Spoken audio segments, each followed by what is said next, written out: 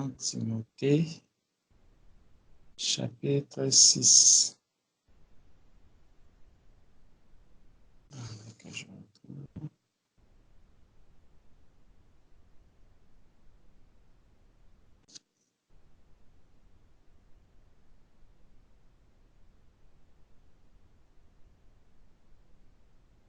Timothée, chapitre 6. Nous allons lire quelques versets à l'intérieur.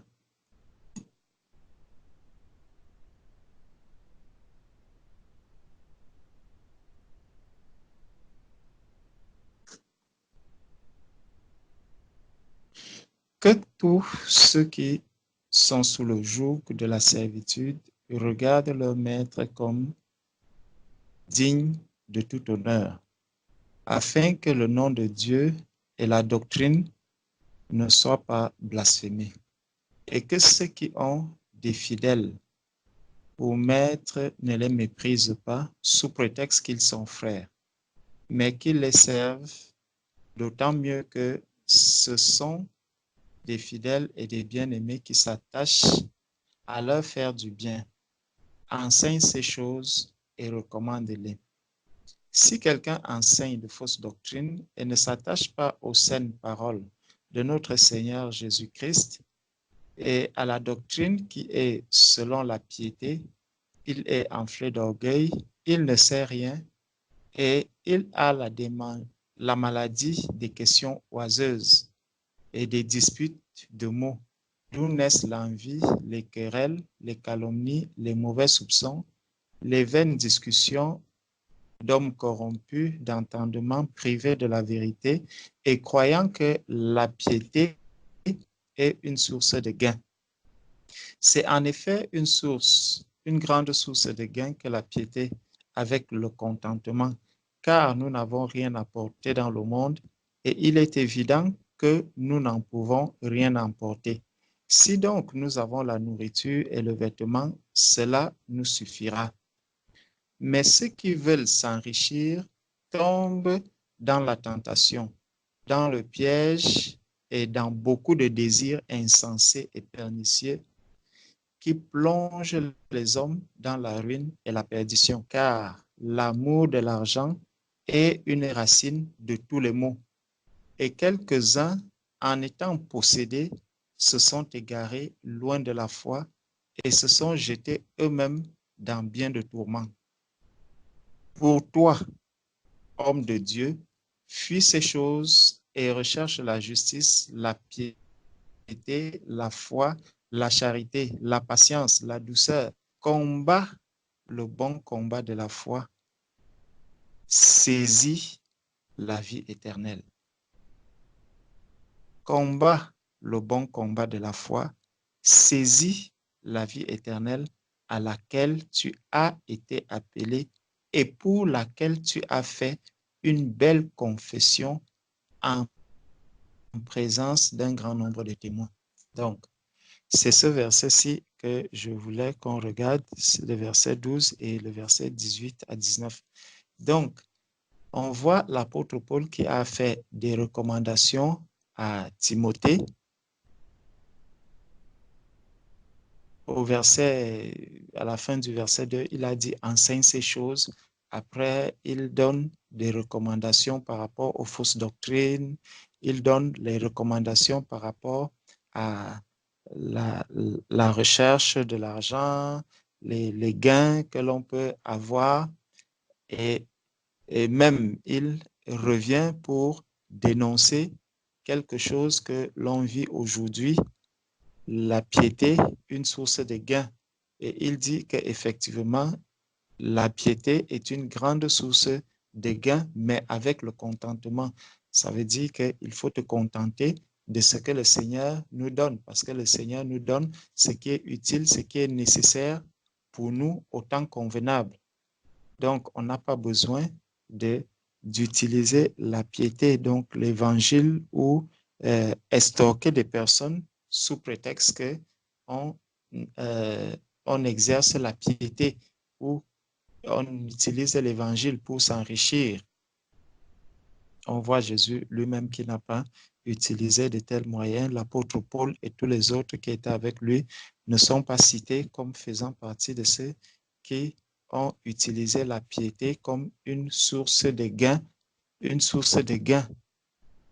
sans le contentement. Parce qu'ici, il dit bien, en effet, c'est une grande source de gain, une source de gain que la piété avec le contentement. Mais le verset 12 nous dit, combat le bon combat de la foi, saisis la vie éternelle. Donc, la vie éternelle, chacun de nous doit pouvoir la saisir. Chacun de nous doit pouvoir saisir la vie éternelle. Chacun de nous doit conserver la vie éternelle que nous avons reçue. Parce que quand on regarde un peu dans le livre de Romains, dans Romains 6, il nous est dit que, au verset 8, il nous est dit que,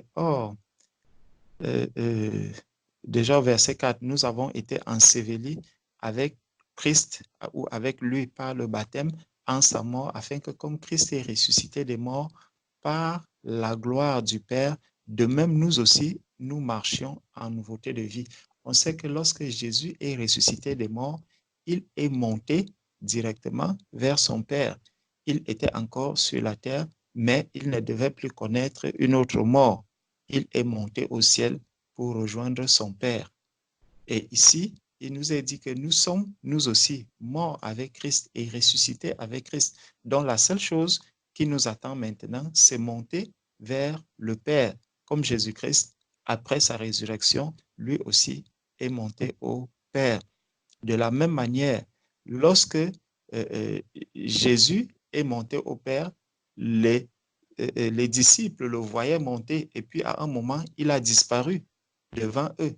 Il est parti auprès du Père. C'est comme ça aussi que nous qui sommes même sur la terre, nous sommes sur la terre, à un moment donné, les uns et les autres peuvent disparaître. Notre disparition peut être par la mort, mais en disparaissant, nous n'allons pas pour nous perdre. C'est pour aller justement auprès de celui qui nous a appelés, celui avec qui nous sommes ressuscités, celui par qui nous sommes ressuscités. Donc, on va le rejoindre. C'est donc une grande espérance que chacun de nous a, et c'est pour ça que l'apôtre Paul rappelle à Timothée en lui disant, en lui demandant de saisir, bien saisir la vie éternelle. Ça veut dire, ne lâche pas la vie éternelle. Et il y a beaucoup de choses justement qui peuvent amener un enfant de Dieu à lâcher cette vie éternelle. L'apôtre Paul avait déjà commencé à les citer un peu plus haut. Donc, il vient, revenons dans 1 Timothée chapitre 6, nous étions au verset 12, combat le bon combat de la foi. Donc, il y a un combat que nous avons à mener et c'est l'apôtre Paul appelle cela, ce combat, le bon combat. Il faut combattre le bon combat. Ne combattons pas le mauvais combat. Ne nous trompons pas d'adversaire. Nous combattons le bon combat de la foi. Et c'est là, c'est après avoir demandé de mener ce bon combat de la foi qu'il lui dit, saisis la vie éternelle. Donc, nous savons que pour combattre, il faut avoir la force. Il faut déjà savoir que je suis dans un combat, parce que euh, euh, si tu n'es pas dans un combat, il y a une attitude que tu vas adopter. Par contre, celui qui est dans le combat, il a une autre attitude. L'attitude qu'il va adopter, c'est quoi? C'est la vigilance. Il ne cherchera pas à ce qu'on l'attaque peut-être à l'improviste, qu'on puisse voir le dos. Parce que si ton adversaire te prend par le dos, une chose est sûre, tu finiras par tomber. Ou il peut même fracasser ton cou et tu finis par mourir. Donc, en combattant, chacun doit être vigilant, chacun doit veiller, chacun doit adopter la bonne position pour combattre. Quelle est donc la position que moi, je suis en train d'adopter? Quelle est la position que j'adopte? Si on regarde, allons voir un peu Jean.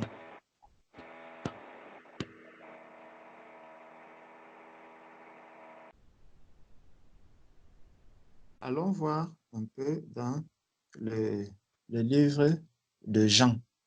Jean chapitre 1, on va regarder au verset 12, il y a quelque chose qui est dit là-dedans. Jean chapitre 1, verset 12.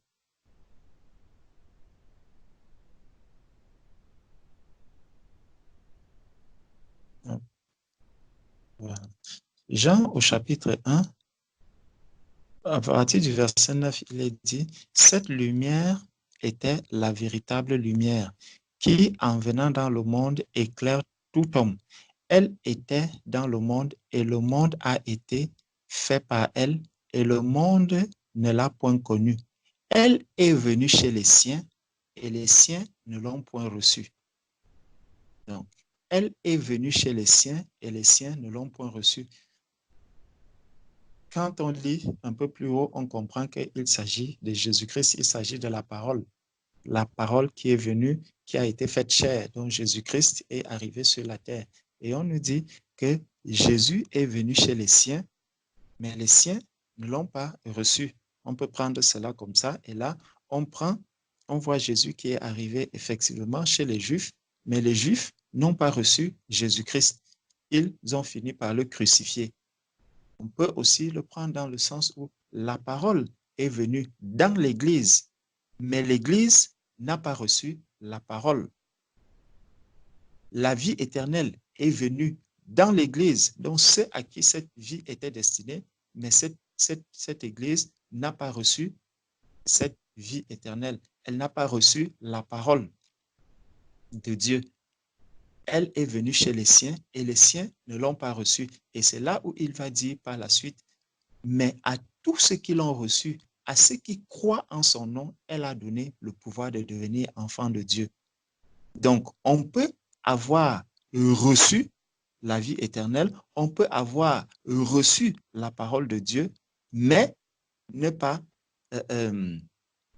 on peut avoir reçu la parole de Dieu, mais ne pas l'accepter. Comme Jésus est venu chez les siens, Jésus est descendu physiquement, il était au milieu des siens. Donc, de cela que le Seigneur avait choisi, le Seigneur avait lui-même choisi le peuple d'Israël, le peuple juif. Il a choisi le peuple juif physique. Et maintenant, Jésus est venu au milieu d'eux, mais ils ne l'ont pas accepté. Ils ont fini par le crucifier. De la même manière, aujourd'hui aussi, la parole de Dieu, c'est la nourriture de l'Esprit de Dieu. C'est la nourriture qui nous aide à grandir, à être bien portants.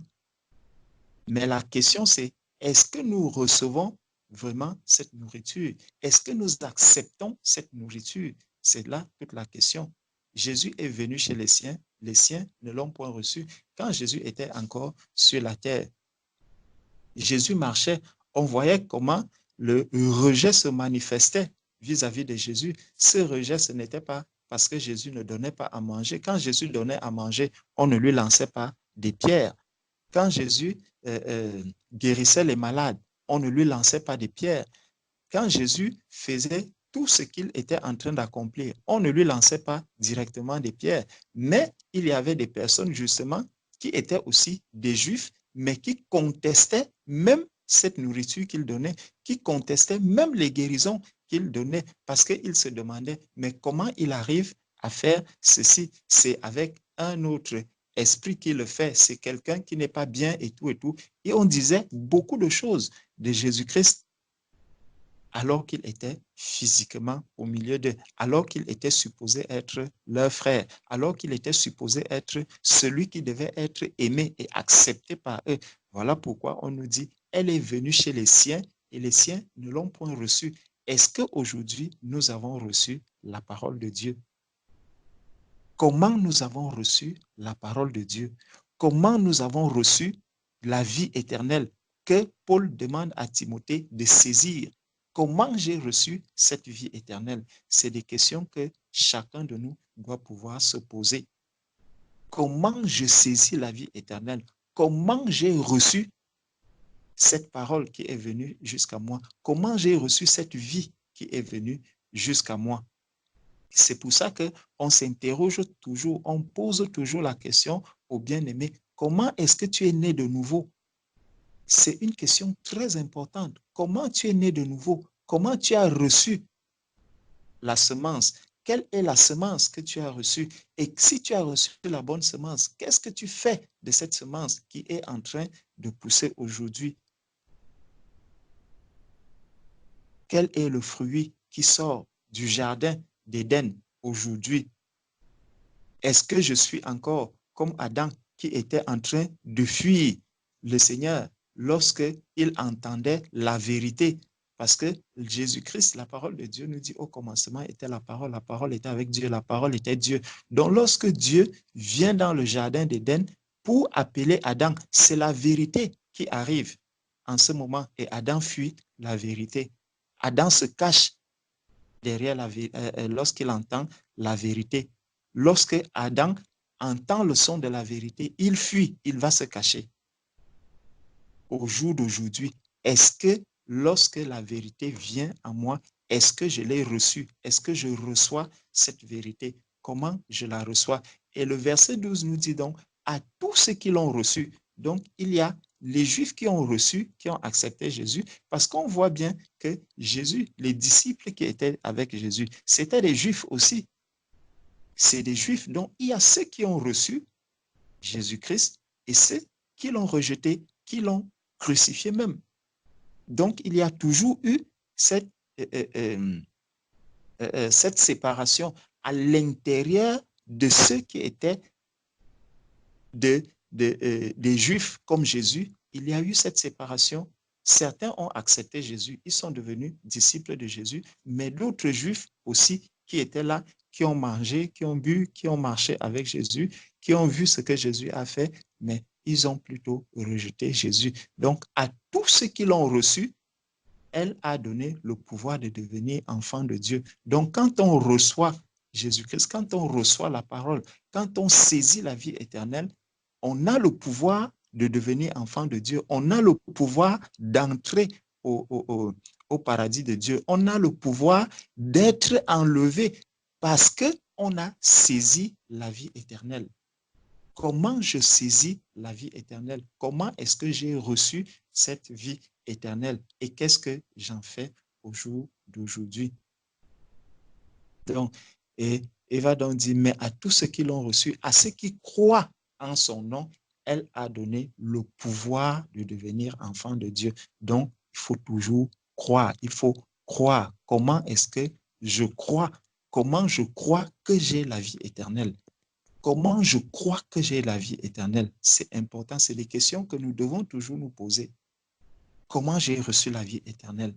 Qu'est-ce que je fais de la vie éternelle que j'ai reçue aujourd'hui? Si l'apôtre Paul dit à Timothée, saisis, ça veut dire que ne lâche pas.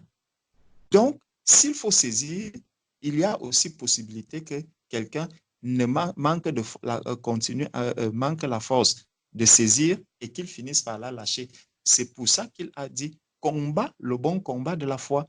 Quand on combat, ça veut dire qu'on a la force. Quelqu'un n'a pas la force, il va s'arrêter, il va dire non, vraiment, je suis désolé, moi je ne peux pas combattre. Et je crois que le Seigneur Jésus lui-même avait déjà dit cela lorsqu'il parlait de calculer la dépense. Il disait que si quelqu'un veut aller au combat et qu'il se rend compte que l'adversaire est tellement puissant, il va aller et chercher à faire la paix avec lui. Donc, il ne va pas combattre avec lui.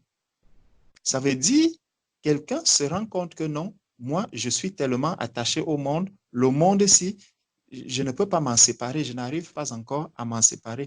Plutôt que de combattre dans la défaite, autant mieux, tu t'arrêtes, tu te dis, bon, là, il faut que je règle d'abord le problème du monde. Je règle le problème du monde et après, je vais mener le combat de la foi. Nous ne pouvons pas mener les deux combats en même temps. C'est pour ça que l'apôtre Paul, quand il a parlé à Timothée, il a d'abord posé certaines bases.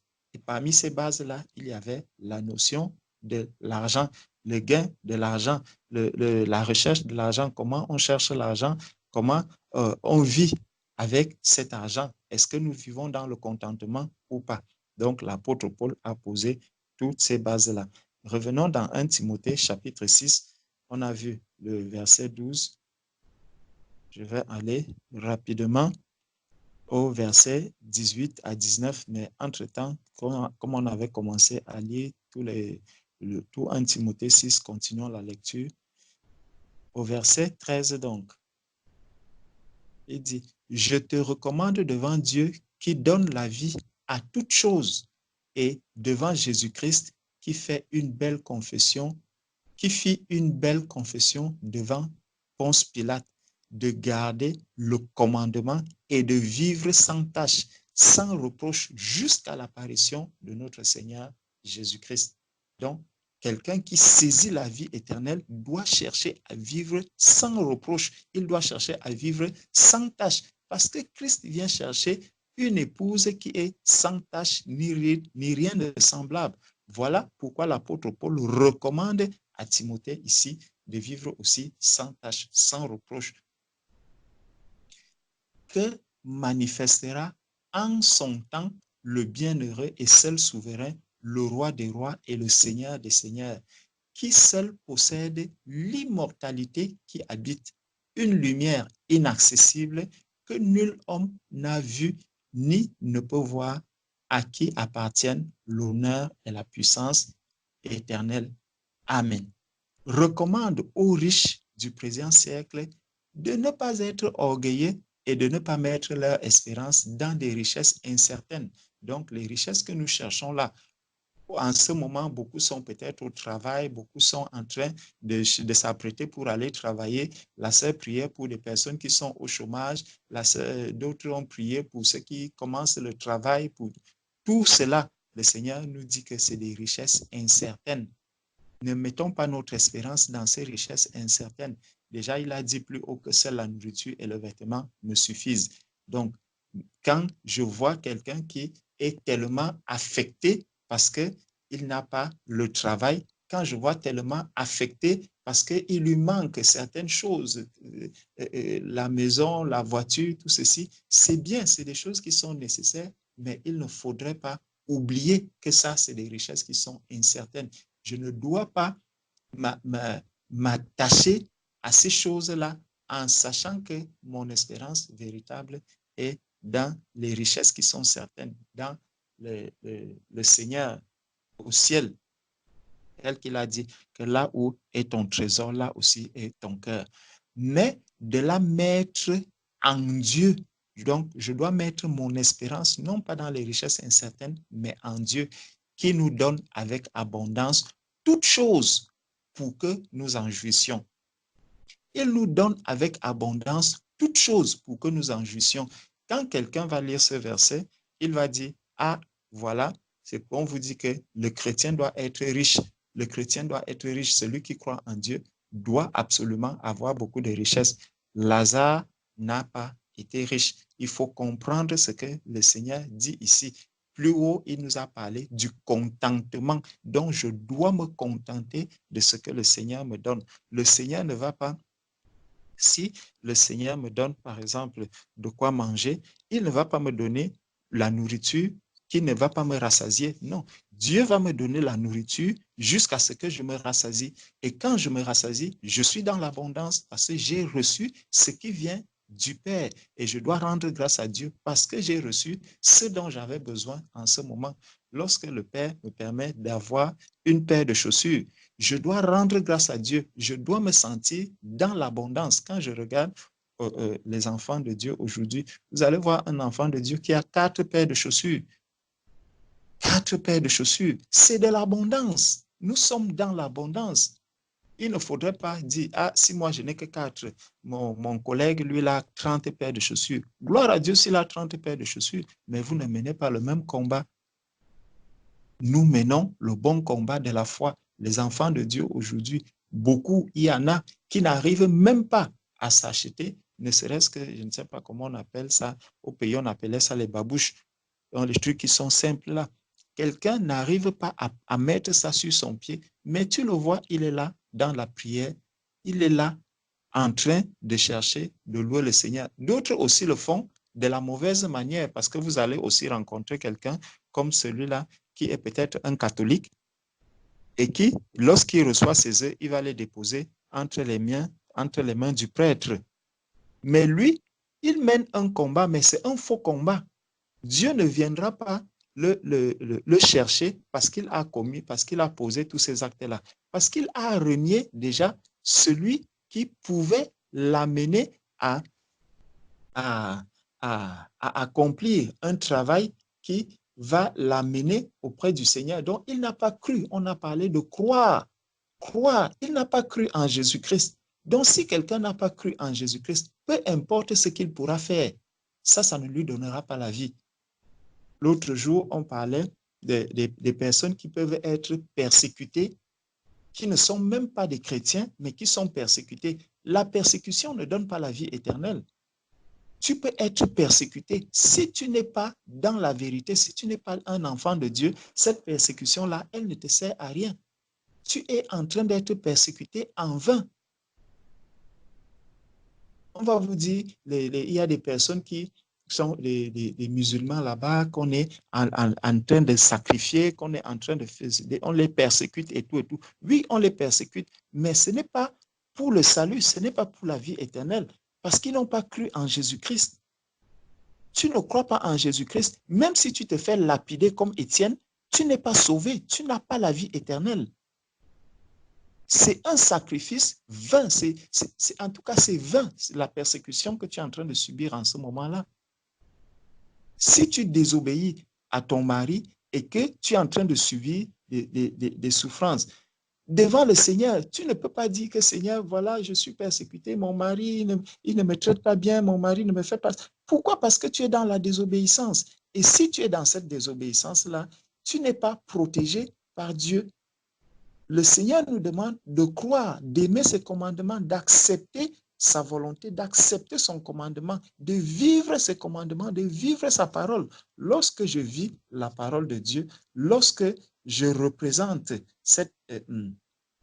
un ambassadeur, l'ambassadeur de Christ, là où je fais, là où je vis, dans les actes que je pose, alors toute persécution qui viendra là sera pour la gloire de Dieu. Et là, je serai en train de mener le bon combat de la foi. Je vais aller directement au verset 18. Recommande-leur de faire du bien, d'être riches en bonnes œuvres, d'avoir de la libéralité et de la générosité. Donc, je dois être riche, mais en bonnes œuvres. Riche en bonnes œuvres. On n'a pas dit riche en voiture, on n'a pas dit riche en argent, riche en bonnes œuvres, d'avoir de la libéralité, de la générosité et de s'amasser ainsi pour l'avenir un trésor placé sur un fondement solide, afin de saisir la vie éternelle. Donc, je dois d'abord avoir un fondement solide. Ma fondation doit être solide. Ma fondation doit être Jésus-Christ. Je dois m'appuyer sur Jésus-Christ de sorte que lorsque je suis dans le combat et que je reste dans le fondement qui est Jésus-Christ, alors je mène le bon combat de la foi. Alors j'ai saisi la vie éternelle. Je suis dans la vie éternelle. J'ai la vie éternelle parce que je combats étant dans la vie éternelle. Je ne peux donc pas me perdre puisque je suis dans la vie éternelle. Je combats étant dans la vie, ayant la vie éternelle. Je combats dans la vie, je combats dans la victoire. Voilà pourquoi on dit qu'un enfant de Dieu ne peut pas se perdre. Celui qui est dans la vie éternelle, celui qui combat dans la vie éternelle, celui qui reste dans la vie éternelle, il ne pourra pas se perdre. Donc la question c'est, j'ai reçu la vie éternelle. Est-ce que je reste dans cette vie éternelle? Est-ce que je continue à saisir la vie éternelle ou est-ce que je l'ai déjà lâchée? Est-ce que je ne vis pas dans la vie éternelle? Est-ce que je ne reste pas, je ne demeure pas dans cette vie éternelle? Si je ne demeure pas dans la vie éternelle, forcément, il va avoir des répercussions. Je pourrais alors me retrouver comme une sœur priait tout à l'heure en parlant des vierges folles.